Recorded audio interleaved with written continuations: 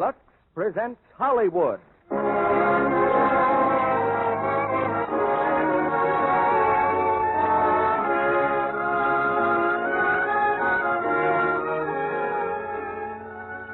Lux Radio Theater brings you Ida Lupino, Brian Aherne, and Conrad Veidt in A Woman's Face. Ladies and gentlemen, your producer, Mr. Cecil B. DeMille.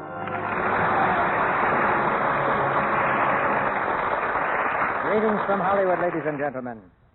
The power of a woman's face was best described by a man. It was the poet who called the lovely visage of Helen of Troy the face that launched 1,000 ships. For Helen's beauty had caused a war and altered the course of history, just as the faces of women ever since have changed the destinies of men.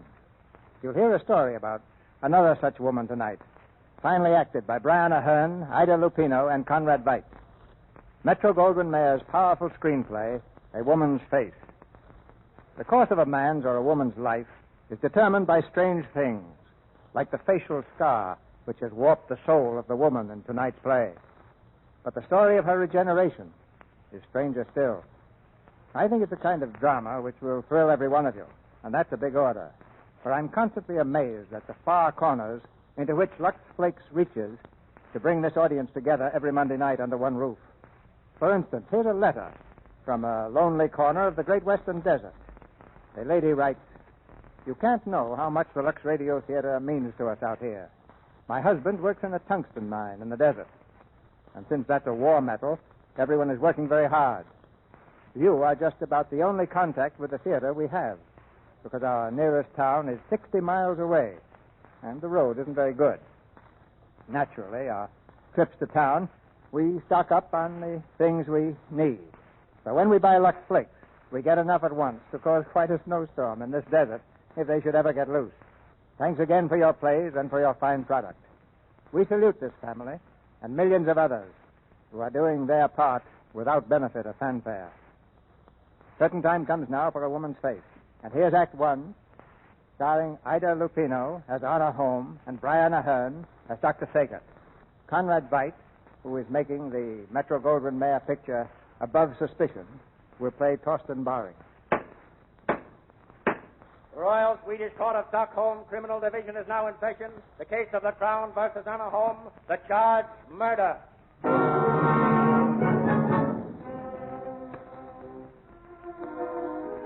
Anna Holm, alias Ingrid Paulson, is on trial for her life. With a prison matron at her side, she stands before the judge.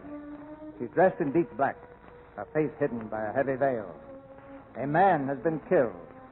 And here once again is enacted the ancient ritual of trial by jury. Here once again the state will demand the ancient forfeit. An eye for an eye, a life for a life. The clerk will summon the witnesses. All witnesses: Bernard Dalvik, restaurateur; Christina Dalvik, masseuse; Emma Christian's daughter, housekeeper; Herman Rundvik, waiter; Vera Sagert, housewife; Gustav Sagert, doctor of medicine. You witnesses have been called to testify in this case, in which the charge is murder in the first degree. The Crown versus Anna Holm, alias Ingrid Paulson. Alias Ingrid Paulson. You will now take the oath. Do you each and severally solemnly promise and swear by God and His Holy Scriptures to tell the truth, withholding nothing and adding nothing, as God is your help in life and soul? I do. First witness, please. Herman Rundvik. The other witnesses will retire until they are called. Your name? Herman Rundvik, Your Honor. You're acquainted with the prisoner? I was, Your Honor. Your occupation? I am a waiter. Well, Mr. Rundvik, your testimony, please. Well, I don't rightly remember what date it was, but I know it was night. It was in June, just a little after midnight. This place where I worked was called the Café Spadadam, and I was... Who was the owner of the cafe? That woman over there was the owner, Anna Holm. Go on. Well, I was waiting for the last party to leave, Mr. Torsten Baring and some friends. I heard Mr. Baring talking to Mr. Dalvik, the manager. It seems there was a little trouble about the check. So you no longer wish to extend me credit? Mr. Baring, please. I have offered to sign a check. Isn't that enough? Mr. Baring, if it were I personally who could extend credit, I You would... own the place, don't you? No, unfortunately, I'm only the manager. Then tell your employer that I want to find out why the name of Baring shouldn't be good for credit at a miserable after-hours roadhouse. We're not operating in this miserable roadhouse for the benefit of names. Even the name of Barring. Oh, are you the proprietor? In a way. You must excuse me. I didn't expect that a woman, especially such a young and charming woman... have you something in your eye? Why do you say that? Pardon me. I thought perhaps the way you are holding your hand over your face. Are you sure there isn't something? We were talking about your credit, Mr. Barring. So we were, and yet I wish you would let me help you. Here, my handkerchief is clean. Just take your hand away from your face a moment. I don't need your help. Oh, please. All right. There. Just hold still. There, it's out. Now, isn't that better? It's a trick I learned from a friend of mine. She had beautiful eyes, too. Did she? Herman, let me have the check. Yes, madam. I'll sign it for Mr. Barring. Enter it as a charge against me if he doesn't pay. Yes, madam. This is a most generous gesture. I never make generous gestures, as Mr. Dalvick will tell you. At any rate, thank you very much, Miss Holm. Anna Holm. It's a name which might be of some assistance to you. Oh, really? In certain quarters where the name of Barring has perhaps lost its magic. Good night, Mr. Barring. Good night, Miss Holm.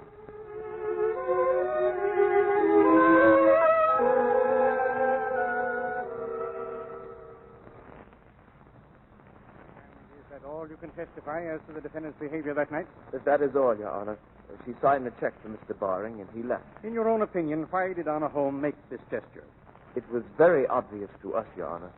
For the first time in her life, a man had looked at her uncovered face without a shudder. He pretended not even to notice it. Explain that, please. Just what was wrong with Anna Holm's face? It was on the left side, Your Honor, from the outer edge of the eye to the upper lip. A long, red, jagged scar.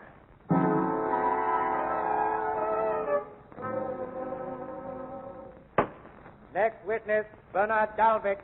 Mr. Dalvick, you were the manager of the cafe owned by Anna Holm. That is so, Your Honor. You were friendly with the defendant? We all were, Your Honor. Whom do you mean by all? The employees of the cafe? Yes, Your Honor. Your Honor, the prosecutor for the Crown can very easily explain that. Well?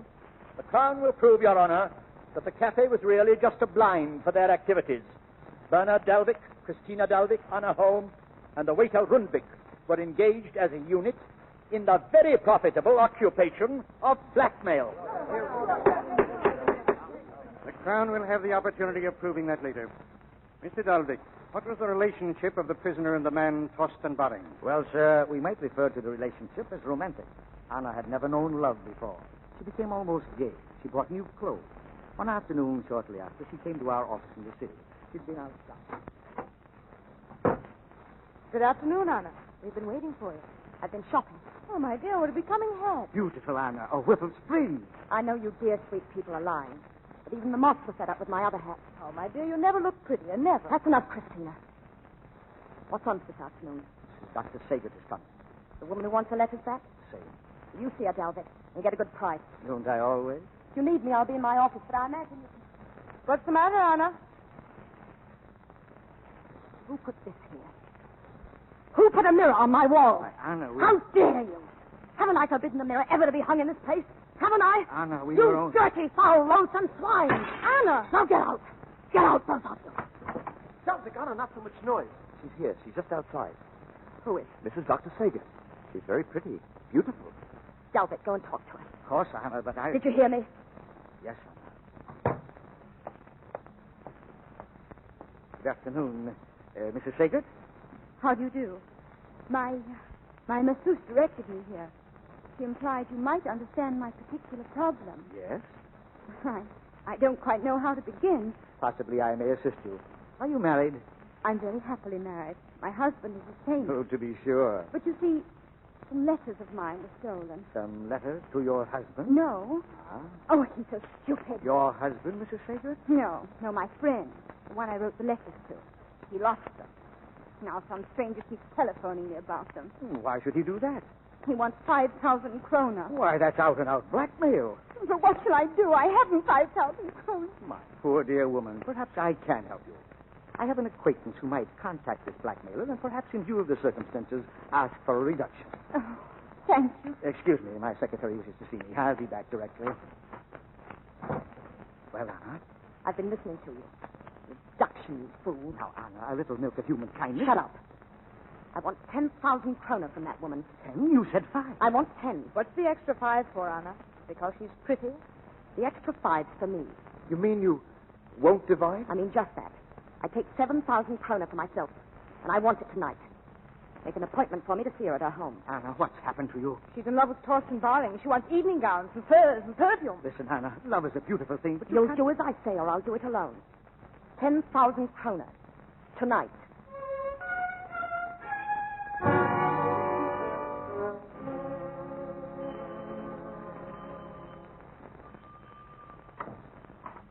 Yes? What is it? I have an appointment with you, Mrs. Sager. Come in, please. We can talk in this room over here. Is there anyone else in the house? No, the servants are out, and my husband's lecturing at medical school. You may sit down if you wish. Why do you stare at me like that? You're very pretty. Oh, thank you. I believe that you have something to sell me. Yes, I have something to sell you. I hope I can afford it. Oh, I'm sure you can.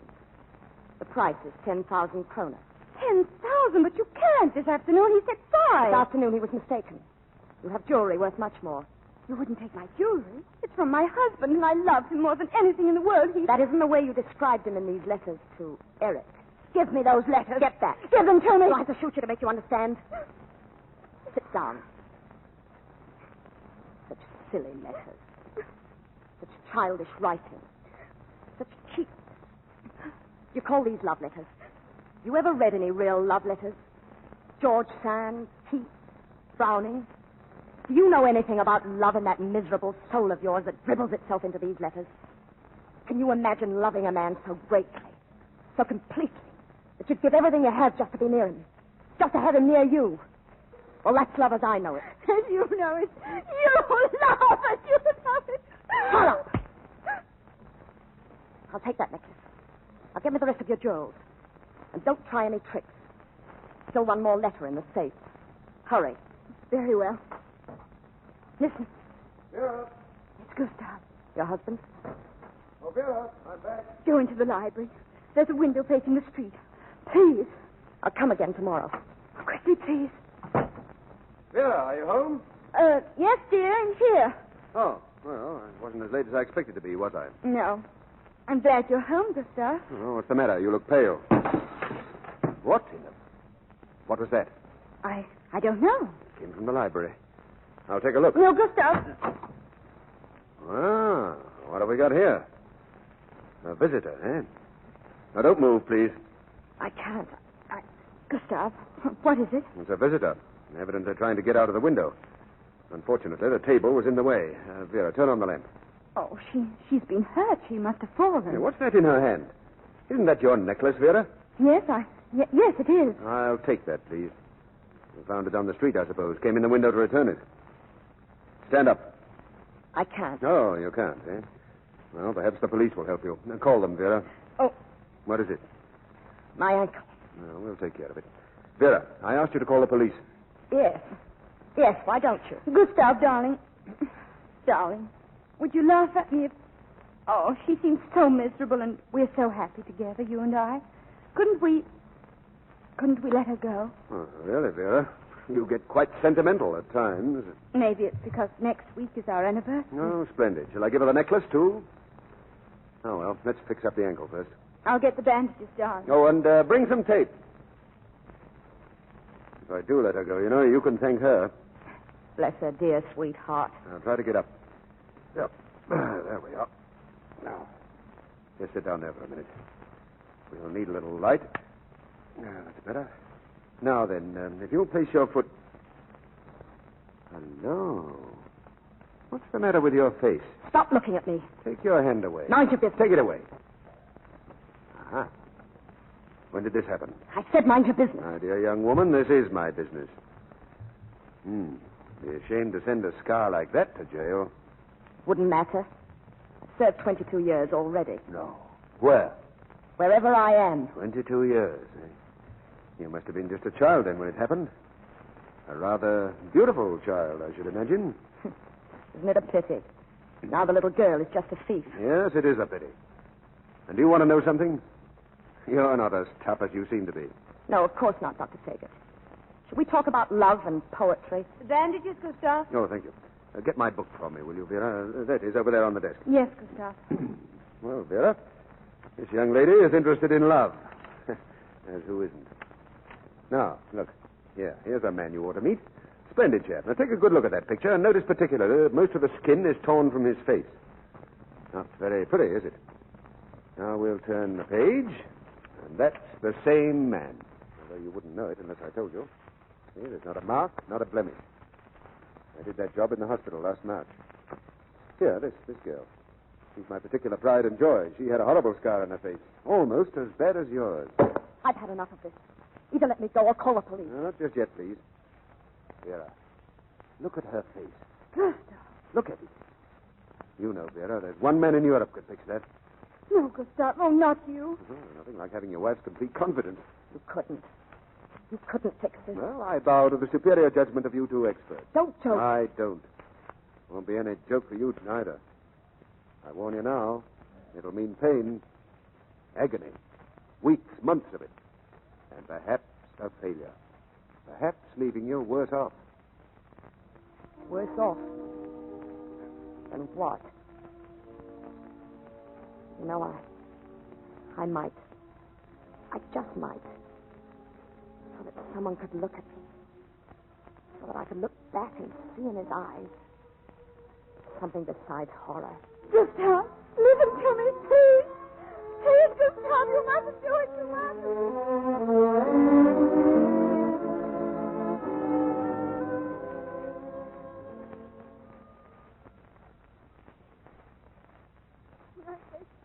I begged my husband not to operate on that woman. I told him no good would come of it. I begged him. You may stand down, Mrs. Sacred. Thank you. Thank you, Your Honor. Does the Crown wish to place any other witnesses on the stand? Not at the present time, Your Honor. Will the prisoners step forward, please? Take the stand. Your name is Anna Holm? Yes. Do you, Anna Holm, solemnly promise and swear by God and His Holy Scriptures to tell the truth, withholding nothing and adding nothing, as God is your help in life and soul? I swear.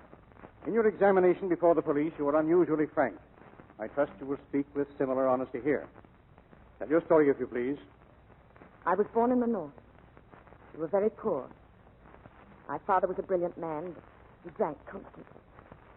One night when I was 5, he was too drunk to know he set fire to the carpet in my room. When he came to, he saved me, but not himself. 22 years after that, I cursed him for saving me. No one could look at me without loathing. There was no place I could work. And then I met Torsten Barring. For the first time, a man had... Well, you've heard about that, didn't you? The very next day, I received a note from him. An invitation to come to his apartment. That was before Mrs. Sacred came to your offices in the city? That was before anything except my first meeting with Torsten Barring at the Roadhouse. He met me at the door. He raised my hand to his lips. Come in, my dear. Come and sit down. No one saw me come here. That's a pity. It would have added to my reputation. A reputation is what, Mr. Barring? As a most fortunate man, please your coat. No, I'll keep it on if you don't mind. But I do mind. Last night you were the proprietor. Tonight you are a guest. Thank you. When I came to your door, I heard someone playing the piano. Mm-hmm. You are interested in music? Yes. Piano? Oh, piano, among other things. Chopin? Yes, the early Chopin. Before he was made soft and sentimental by George Sand. That's very interesting. Have you read the love letters of Chopin and George Sand? I've read every love letter ever published. I find they're all very much the same. Why did you send for me? I wanted to speak to you, Anna. Did you? What sort of dirty work do you want me to do? But, my dear Miss Holm, we were talking about music. I was invited here for one purpose. See no reason for pretending any other. Might we not argue about that perhaps over a glass of wine? No, I don't drink. It's dangerous in my vocation. Restaurant keeper? No. Blackmail. I like you, Anna Holm. We are very much alike, you and I. We are both proud, both wretched. What sort of trouble are you in? I don't think I'm in any trouble now, Anna Holm. You might just be some kindly deity's answer to my prayer. Maybe the devil's answer. Very well. The devil's answer.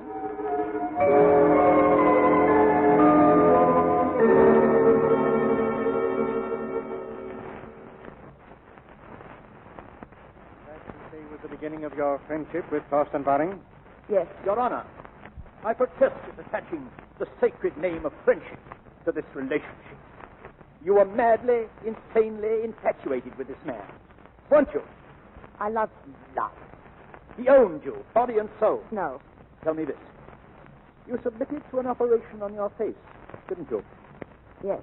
Because of him, wasn't it? Yes. So that you could better assist him in your criminal pursuit. No. No, that wasn't the reason. What was the reason? Well, I wanted... Your Honor, please. Oh. You wanted to look like other women, didn't you? Yes. And you wanted to be like other women. Not warped and twisted and bitter. Yes. There's no proof of that. Did Thorsten Baring take you to the hospital? No, I went alone. Did Thorsten Baring know you were at the hospital?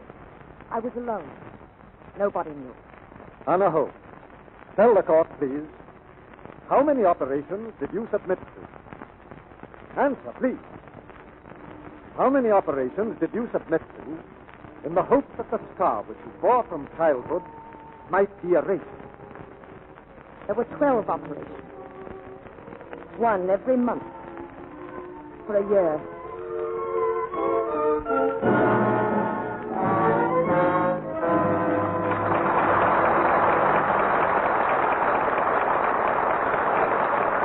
In just a moment, Brian Aherne, Ida Lupino, and Conrad Veidt will return for Act Two of A Woman's Fate. Now, I want to give the men in our audience a warning. Here's the kind of thing that may happen to you any day now when your wife comes home from shopping. Look, darling, look at the lovely housecoat I bought. It's made of rayon and milk. Very pretty. It's made of rayon and what? Milk. But you can't wear milk. What happens when you wash it? Well, the girl who sold it told me all I had to do was to lux it. It's all true. And here's our fashion reporter, Libby Cullen, to tell us more about it. Actually, this wonderful new fiber is made from casein, one of the things in milk. It's usually combined with cotton or rayon to make stunning warm materials with a soft wool-like texture. Many can be washed if you use gentle lux. And if it seems odd to be wearing and washing milk, remember lots of the lovely rayon fabrics that lux so beautifully are made from little pieces of wood. And those sheer nylon stockings of yours started out as coal, air, and water. Lux is ideal for washing the wonderful new man-made fibers because it's so very gentle. Safe for anything safe in plain water. Smart stores everywhere advise it for all their fine washables. Yes, all fabrics are precious today. The new ones and the old standbys, too. Cotton and linen and wool. They must last and wear longer than ever now. So don't risk harmful alkali or cake soap rubbing. They can make your pretty things wear out before their time. For all your nice washables, dresses, blouses, sweaters, the children's things, stick to care you know is safe. Gentle Lux Flakes. It's care experts advise. More makers of fine washables advise Lux Flakes than advise all other soaps combined. Now, our producer, Mr. DeMille. Act Two of A Woman's Face, starring Ida Lupino as Anna Holm, Brian Aherne as Dr. Sager, and Conrad Veidt as Thorsten Baring.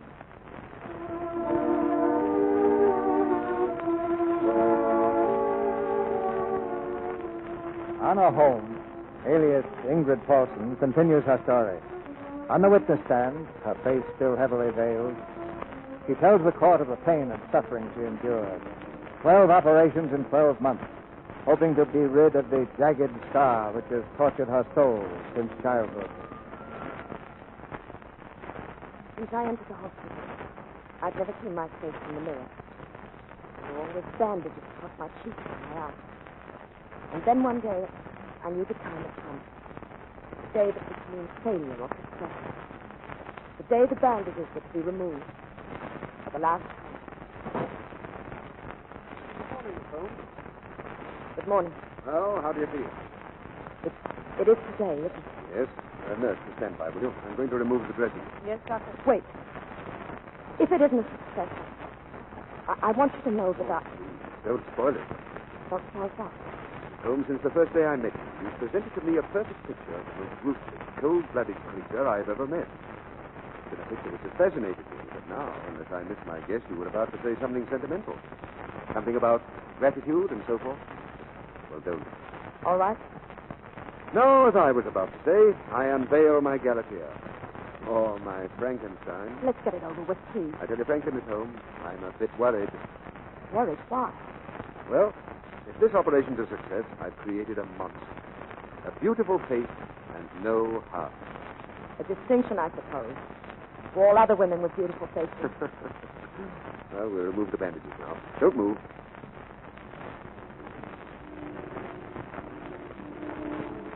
I said don't move. There we are. Now, just one more.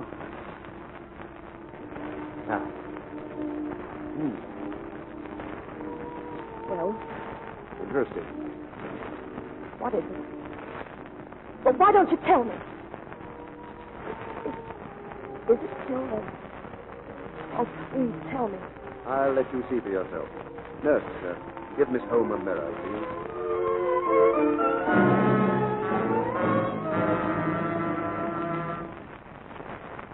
The nurse handed me a mirror. It's the first time in a year. I looked at myself. Miss Holm, will you remove your hat, please? And the veil? Yes, Your Honor. Now face the court, please.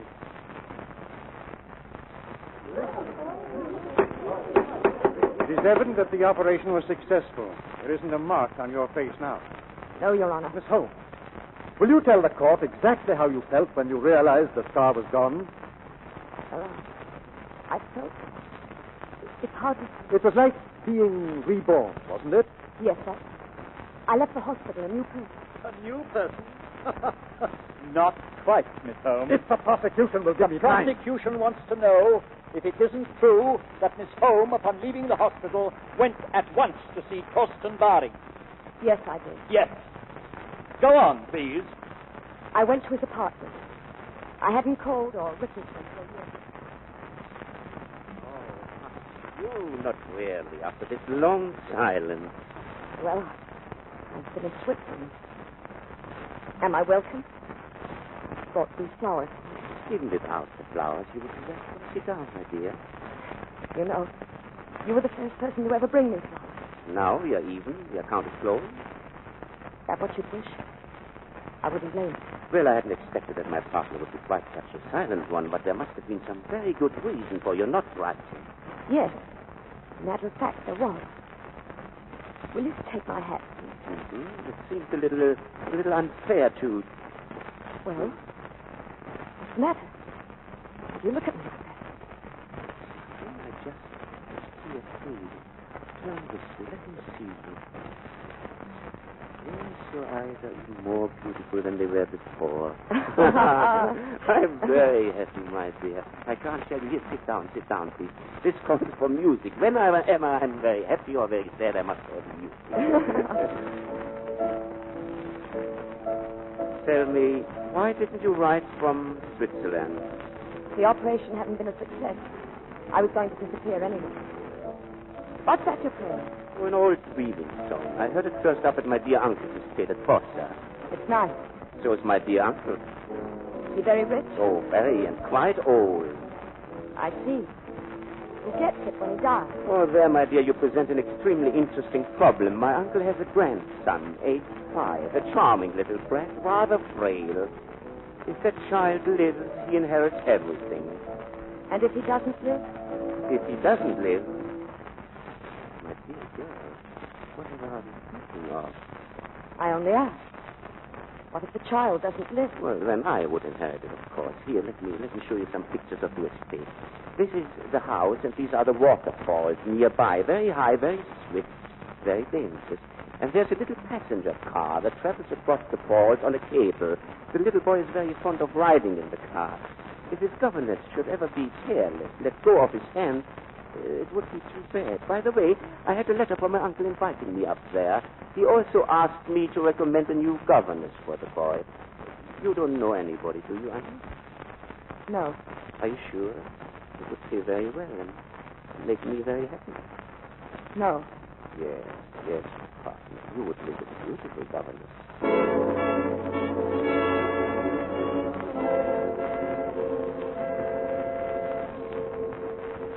You took the job as governess, Miss Holm? Yes. You went there to kill that child. She doesn't have to answer that. The prisoner will answer. Did you go up to Fossa with the purpose of doing away with that child, Lars Erik Baring? Yes. Go on. I went up to Fossa in November under the name of Ingrid Paulsen. It was evening when I arrived.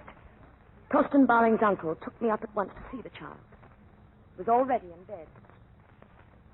Oh, come. You wouldn't want Miss Paulsen to think you didn't know your prayers, would you? You want to hear my prayers, Miss Paulsen? Oh, yes. Yes, please. All right. You too, Grandpa. Me? Oh, of course. You start, huh? Go on. Now I lay me Now I lay me. Let's see. What's next? down. Down on a tuffet? No. That's little Miss Muffet. Oh, I've got it. Now I lay me down to sleep. That's right. I pray the Lord. My soul to keep. If I should die, Before I wake, I pray the Lord. my soul to take. Amen. That's the boy. Now, come on, into bed with you. And tomorrow, Miss Paulsen will take you to the falls. Sleep well, my boy. Good night, Miss Paulsen. Good night, Consul Baring. Good night, Lars Erik. Miss Paulsen, wait. Yes? You didn't kiss me. Oh, I'm sorry. Is that better? We're going to have fun, aren't we?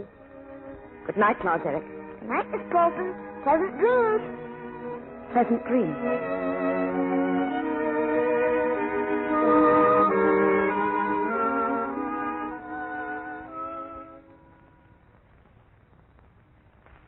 We didn't go to the falls the next day, nor the day after that. The child had grown very fond of me, and I... And you had grown very fond of him also. Is that what you mean? Yes. Go on, please, Miss Holm. I think the court would like to hear how your subsequent actions bore this out. They were very kind to me at Fossa, the child and the old man. On the night of the consul's birthday party, I was invited as a guest. Torsten Baring had arrived, and we danced together all evening. Then later, the consul brought another guest to meet me. Here he is, a modern miracle. Dr. Gustav Saget, away from his office. Dr. Saget. Good evening, Miss Paulsen. Good evening, Doctor. And my nephew, Torsten Baring, Dr. Saget. How do you do, Dr. Saget? I think I've had the honor of meeting your wife. Is she with you? No, my wife is traveling. I've just been admiring your dance, Miss Paulsen. You'd think she'd been born right in this district, wouldn't you? Indeed, yes. But Consul Baring tells me that you've been in Switzerland for the past year. Oh, Geneva mostly. Do you know Switzerland? No. I've never been there, unfortunately. Consul Baring. Yes, Emma? If you can interest yourself in the other guests, they're almost ready for the grand march. Yes, I'll be right there. You must help me, Torsten. Yes, certainly. Thank you for the dance, Miss Paulsen. I leave you in good hands, Doctor. Come in the other room. I want to speak to you. Well, Well, what? Well, my cold-blooded, ruthless little Galatea. I can't tell you how relieved I am. Here, come over here in the light. I want to see your face. Ah, good. Very good. So that's why you're so relieved. No, only partly. You had me worried. Imagine looking fearfully in the papers each morning to read of some outrageous crime committed by my beautiful Frankenstein. And now I find... You find what? Well, perhaps you could tell me. No. You're the expert. Turn on your light. Unfortunately for humanity, the light hasn't been invented yet that could look into that interesting heart of yours. But perhaps I could issue a preliminary encouraging bulletin. Encouraging? Yes, tentatively. Let's say that the patient has had the intelligence to find a place where her past life can't tempt her, and the courage to go where her new name might really mean a new life. And let's say that my hopes may have begun to be justified. Because I know about your intelligence, and I've seen your courage, and I have hoped. You're very kind to me, Doctor. Everyone is so good and kind to me. Why, what's the matter? First it's the old man, and then the child, and now you. Can't you all leave me alone?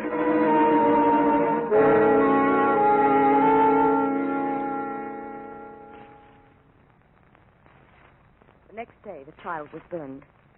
It wasn't my fault. I was treating him under the ultraviolet ray, and I left the light on too long. I called Dr. Saget at once. How long has he been under this lamp? 4 minutes over. It's hot, Miss Paulson. My face is hot. Is this his first treatment? No, third. What happened to you? Well, Doctor... It was my fault, Doctor. I called Miss Paulson out of the room. It's unfortunate that she went, Mr. Baring. Well, the boy isn't in any pain. Is it bad, Doctor? No, it isn't serious. First-degree burns. But another 4 or 5 minutes. Who directed you to give the boy these ultraviolet treatments? The local doctor. It's for his sinus. I see. Now, get me some oil, please. Yes, Doctor. I have it right here. Shall I put it on? Yes, yes. Then can I go skiing this afternoon, Doctor? Well, I don't see why not. Oh, thank you. And please don't be cross with Miss Paulson. She didn't mean to. No, I'm quite sure she didn't. I'll look at him again tonight. Thank you. This probably explains why doctors are always such welcome guests. Yes, possibly. Keep him well covered if he goes out. There now. Get your clothes on now, Derek. Come, dear. I've got first-degree burns. The doctor said so. Yes. Hurry and get dressed before you catch cold. All right. I'll hurry, Miss Paulson. Why do you laugh? Your solicitude for the boy's health is most admirable. He might have been scarred for life. For life, did you say? I don't quite understand. Oh, Torsten, do I have to reassure you every moment? Do you have to follow me around with a whip? For heaven's sake, Torsten, give me time. I cannot give you any more time. I have none to waste before tomorrow night. Before tomorrow night? Why? Because that's the way I want it.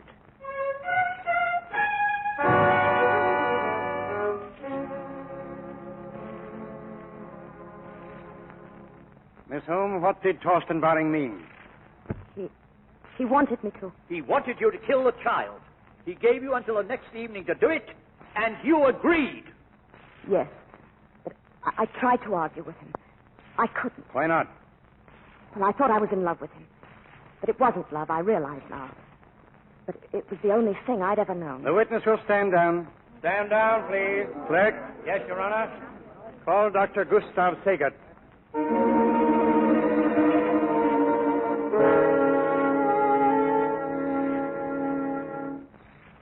Then you assume, Dr. Segert, that Baring rushed matters because he thought you were suspicious of his actions.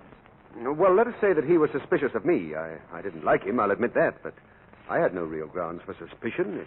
It was the girl I was worried about. After the incident with the ultraviolet lamp, I felt that I should warn the consul, and yet I wasn't sure. I wanted to give her every chance.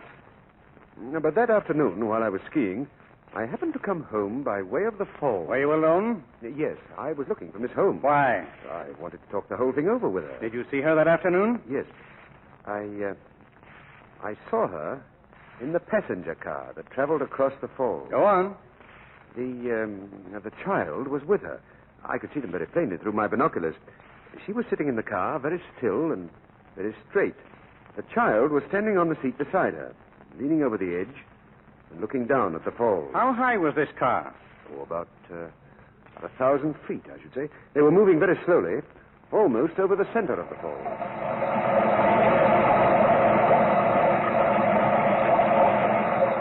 Look, Miss Paulson, I don't even have to hold on. I wouldn't fall, would I, Miss Paulson? The other governess I had never let me stand up on the seat like this.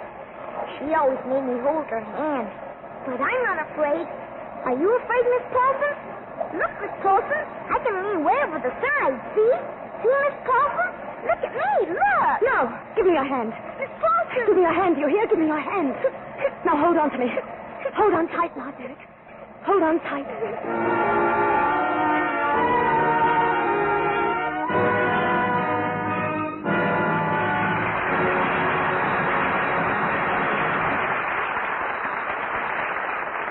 We pause now for station identification. This is the Columbia Broadcasting System.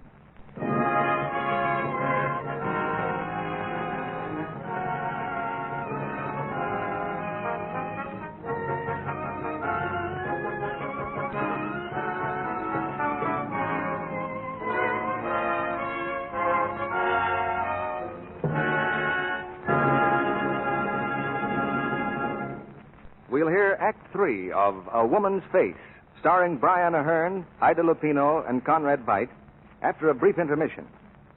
Now, let's pretend we can see around a couple of corners and through the walls of Patty's house. Hello? Oh, Aunt Helen. I'll call Mother. What did you say? Oh, I'm sorry I sounded like that, only Well, Bob is home on leave, and I was hoping I'd hear from him tonight. It's hard to wait and hope for a call that doesn't come. And it's even harder to realize that maybe you're the one to blame. You see, dates and romance come to girls who have charm. And one of the most important parts of charm is daintiness. Unless you're sure that everything you wear is always fresh, you can't be sure of daintiness. So don't take chances. Look under things after every wearing. Dresses, blouses, and sweaters often. If some good friend would only give Patty a hint, chances are that when her phone rang... Hello? Oh, Dad. Why, I'd love to, only, well, Bob is home on leave, and I've promised... Oh, that would be lovely. See you next week, then. Goodbye. That's the way with Lux girls. They know the importance of daintiness. And that daily luxing for underthings not only protects charm, but helps to keep them lovely longer, too. Rich, lukewarm Lux suds take away soil and perspiration so very gently, with no harmful alkali, no cake soap rubbing to injure fabrics or colors. Precious fabrics last longer, wear better with this gentle Lux care. Now, Mr. DeMille returns to the microphone. After the final curtain falls on tonight's play, Brian Aherne has an interesting story to tell about flying. Don't miss it. Now, the third act of A Woman's Face, starring Brian Aherne, Ida Lupino, and Conrad Veidt.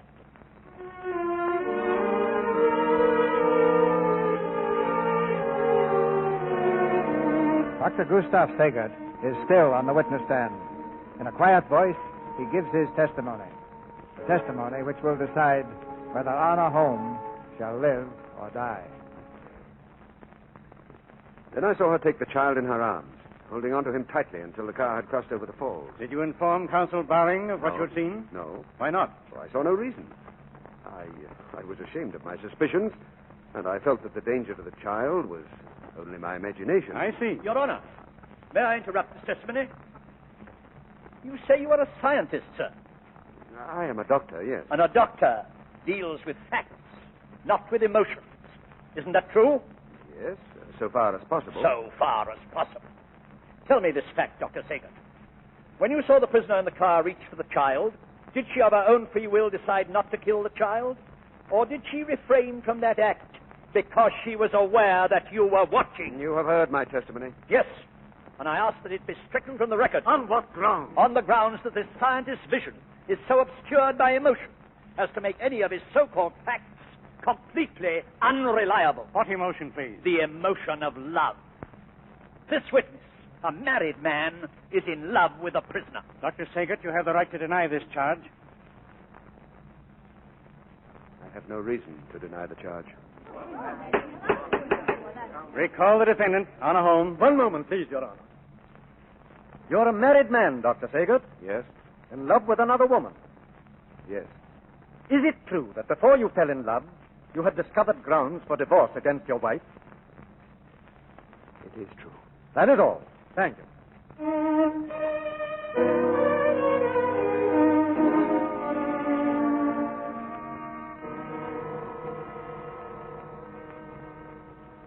Now, Miss Holm, will you tell the court what happened after the episode in the car? I returned to the house. All that evening, I avoided Torsten Baring. But he was watching, waiting for a chance to speak to me alone. The next evening, we were all to ride in sleighs to a nearby tavern for dinner. I'd just finished dressing when Torsten Baring came to my room. He was angry. Disappoint me, Anna.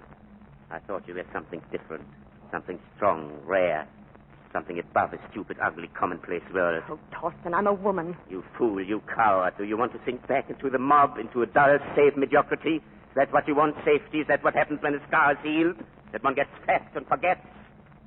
Yes, Anna, you are a woman, but you are something more. Or at least I had hoped you were before this heavenly transformation. I could kill that doctor. What? Before he had changed my partner into a dove, a tame, cool dove, soft, and weak and full of love for a fellow man. But I once knew the real Anna, the hard, shining brightness of you. There have been women like you before. They became conquerors, queens, emperors. Oh, Torsten, this is 1942. Oh, I apologize. I forgot. This is 1942, yes. The spirit of love has triumphed. No, Anna. The times are right. And I could be I could be greater than any Baring has ever been or ever will be. You don't know me, Anna. No one knows me. I have played the charming fellow, the amiable fool, because I was waiting. I was waiting to find someone like you who had also been cheated. Yes, Anna, you were cheated when you were given that scar. And I was cheated when a boy was born to take away from me what was mine. Money, power. Power, Anna! Power, Anna! And I could use this power. What others have done in other countries, I can do here. Because the world belongs to the devil, and I know how to serve him. If I can only get the power. The power. Let go of my arm. You're hurting me.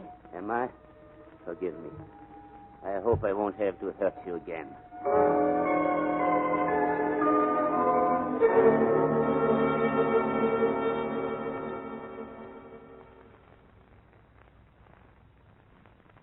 I knew then that Thorsten Baring was mad, insane. He left the room laughing, his eyes wild and fearsome. When I thought his sleigh had gone, I went downstairs, but I took a gun with me. I was to ride in the sleigh with Lars Elliot, and I was afraid. Hurry, Ingrid. We're ready to leave. Where's Lars Elliot? Lars Elliot! Has the first sleigh gone yet? Lars Elliot! Are you riding with me, Miss Paulson? I don't know, Doctor. I can't find the child. Lars Elliot! Lars Elliot, where are you? There's no use calling him. He's already gone. Gone? Can't be. He was supposed to... He's gone, just the same. He left in the first sleigh with Mr. Baring. Oh, no, no. What's the matter? Doctor says that we've got to find them. Follow him. Follow him.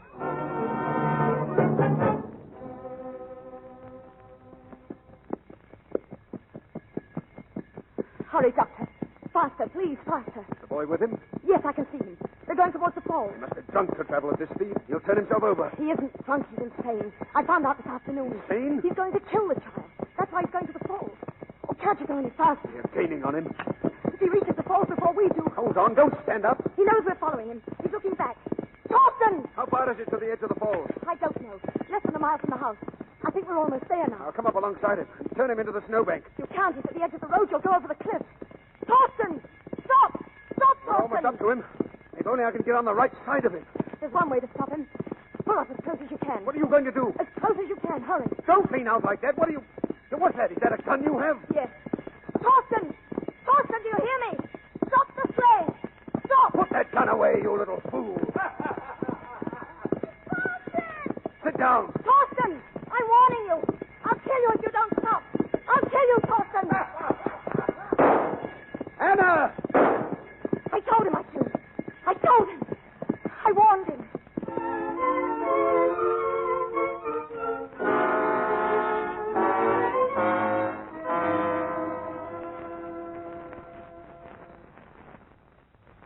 When I shot the second time, Thorsten Baring fell out of the sleigh and into the gorge.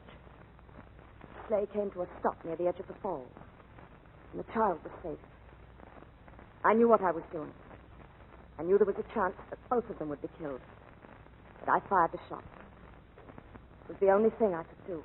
Are there any more witnesses? No more witnesses, Your Honor. You may stand down, Miss Holm. The court decrees that the case of the Crown against Anna Holm is suspended for consultation.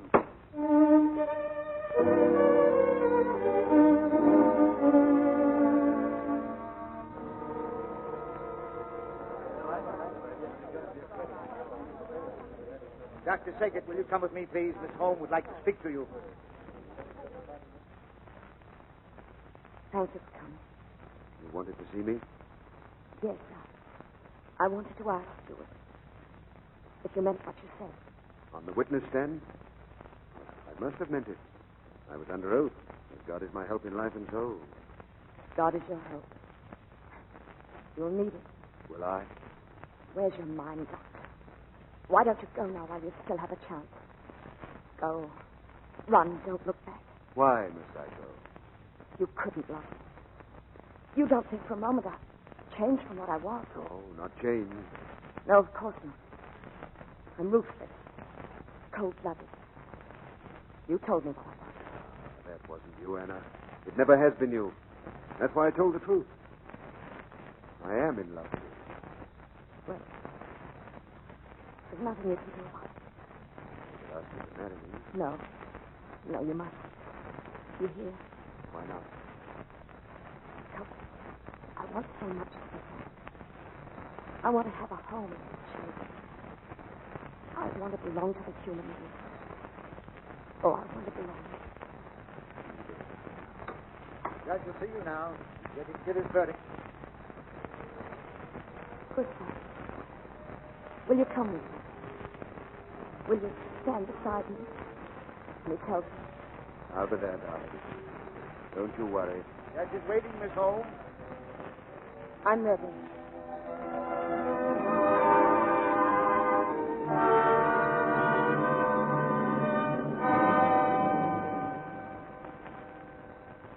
And in the case of Anna Holm versus the Crown, the defendant charged with murder in the first degree is hereby adjudged not guilty.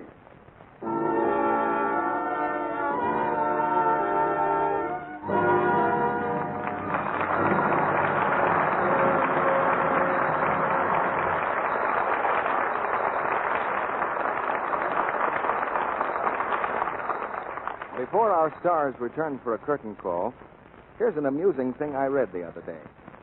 A book published way back in the gay 90s gave this advice to the ladies. If your hands are red, soak your feet in a basin of hot water. Well, that's a quaint method of dealing with dishpan hands. Today, we've a simpler and more direct way. Yes, if you've let your hands get into that sad state, you can correct it while you're washing your dishes. All you have to do is change from the strong soap that's been causing the trouble to gentle Lux Flakes. Actual tests have proved this. The women who made these tests used no creams or lotions on their hands. They just changed to Lux, and their hands lost that rough red dishpan look, regained their natural loveliness. Did it so quickly, too. You could see a difference in from 2 to 7 days. Now, isn't that worth trying? You can prove for yourself that it really works. Prove it for less than a penny a day. That's all it costs to change from strong soaps to gentle Lux for your dishes. See what quick suds you get, what rich, long-lasting suds that are famous for mildness. And see how fast your hands grow softer, smoother again. Get the generous big box of Lux Flakes first thing tomorrow and use it for your dishes every day. Now, here's Mr. DeMille with our stars. For an exciting performance of exciting drama, the credit goes to Ida Lupino, Brian Aherne, and Conrad Veidt. Oh, thank you, C.B. It's a great pleasure to be here again. The way you fly in and out, you don't see much of you flying. Well, I'm kind of up in the air these days, Ida. He means that literally, too. How many hours a day are you flying, Brian? Well, I'm actually flying about 3 or 4 at present, Conrad, and doing ground courses of navigation and meteorology and things like that on the side. I'm taking what is called an instructor's refresher course over in Arizona. If all goes well, I hope to be a fully fledged instructor. Hey, why don't you come over and join us, C.B.? It's a perfect job for a director. All you have to do is tell the other people what to do. I think I'd have to start in as a student again, Brian. I haven't flown a plane in 8 years. Well, now, let's see. Most of the students are about 18 or 19 years old. Well, Brian, I guess you just missed it. So? By a little over 40 years. Have you had any narrow escapes, Brian? Oh, no. The old daredevil kind of flying went out with barnstorming. This is strictly business. By the way, do any of you know Chinese? Well, my limit is chop suey and chow mein. Brian, what's Chinese got to do with aviation? Well, there are a great number of Chinese pilots being trained down there where I am, and the instructors are having a pretty interesting time. If he wants to talk about the wings, he has to flap his arms. If he's explaining a bank, he has to glide around the room like a bird. If he wants to talk about the wind, he just goes... Now, suppose the Chinese boys don't understand him. Well, he'll discover that when he gets one up in a plane. But the safety record of all flight training is amazing now. If you follow the rules, you keep out of trouble, even though it may seem like the hard way at the time. By the way, Ida, what are you doing these days? The hard way. Only in my case, it's the name of a picture of Warner Brothers. Well, have you picked a play for next week, Mr. DeMille? Yes, it's a story about motion pictures, Ida. The Paramount hit Sullivan's Travels. And our stars will be George Brent and Veronica Lake. George plays a picture director who decides to become a hobo to get a new slant on life. He gets more than he bargained for when he's joined by a girl, played by Veronica Lake, who turns the hobo trip into a melodramatic adventure. That was a very interesting picture, C.P. I'm looking forward to hearing it on the air. Good night. Good night. Good night. Phoebe, and thank you. Good night. The woman's face is our fortune tonight. Ladies and gentlemen, my business is motion pictures and radio. I'm not an economist. But it's a plain fact that this country is on a spending spree. There are fewer goods to buy, and more people have the money to buy them. They're bidding against each other in one gigantic, terrible auction. It's as simple as apple pie that if we don't put every possible dollar into war bonds and stamps, we're in for uncontrolled inflation. Take a look at your budget, as I'm doing myself, and see how many more bonds and stamps you can buy by cutting out luxuries. And for every $3 you put in a war bond, you'll get $4 back in 10 years. That's good business, and it's also good patriotism.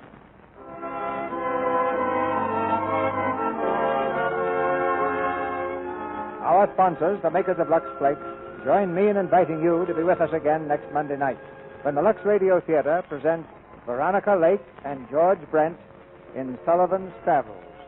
This is Cecil B. DeMille saying good night to you from Hollywood. Brian Ahern's latest picture is the Columbia production, A Night to Remember. Heard in tonight's play were Norman Field as judge, Lillian Bond as Vera Sagert, Bobby Larson as Lars Eric, Griff Barnett as Baring, Aubrey Mather as prosecutor, Vernon Steele as defense attorney, and Leo Cleary, Charles Steele, Jeff Corey, Jane Morgan, and Josephine Gilbert. Our music was directed by Louis Silvers. And this is your announcer, John M. Kennedy, reminding you to tune in next Monday night to hear Veronica Lake and George Brent in Sullivan's Travels. When you buy vitamins, two of the world's greatest vitamin authorities back your choice of Vims, the new vitamin mineral tablet. Vims meet the standards of the U.S. government, and they also match the 6 vitamin formula that medical councils endorse. Get that Vims feeling. VI for vitamins, double MS for minerals. Vims. This is the Columbia Broadcasting System.